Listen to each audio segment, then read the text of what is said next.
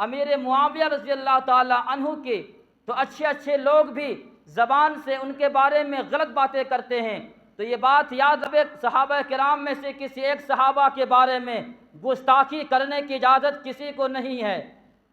چاہے وہ فتح مکہ کے بعد ایمان لائے ہوں یا فتح مکہ سے پہلے ایمان لائے ہوں، چاہے وہ کسی طریقے سے آپس میں جو ان لوگوں کی لڑائیاں تھی ہوئی تھی، تمام کو نظر انداز کر کے جب قرآن نے اعلان کر دیا رضی اللہ عنہم ورضوا عنہ، اور اس کے علاوہ وَكُلًّا وَعَدَ اللَّهُ الْحُسْنَى کہ تمام کے تمام صحابہ کرام جنتی ہے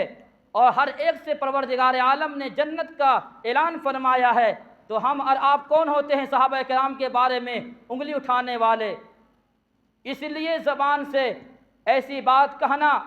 یا ان کی شان میں گستاخی کرنا کسی کو اجازت نہیں ہے۔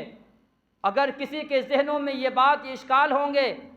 کہ امیر معاویہ رضی اللہ تعالی عنہ اور حضرت علی رضی اللہ تعالی عنہ دونوں کے درمیان کچھ رنجشیں تھی، کچھ لڑائیاں تھی، کچھ بھی تھی،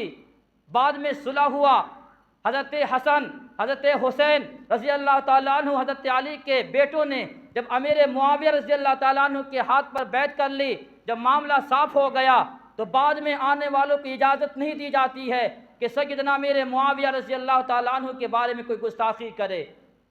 یہ بات کان کھول کر سن لے، اگر مجمع میں سے کوئی اس طریقے سے انسان ہوں گے تو اپنے ذہنوں کو صاف کر لے۔ سیدنا امیر معاویہ رضی اللہ تعالیٰ عنہ صحابی رسول ہے اور ان کاتب وحی بھی ہے، قرآن کریم کی جو آیات اترتی تھی اللہ کے نبی صحابہ کرام سے آپ لکھواتے بھی تھے، بہت سارے خطوط، بہت سارے پیغامات آپ انہی صحابی رسول سے لکھاتے تھے۔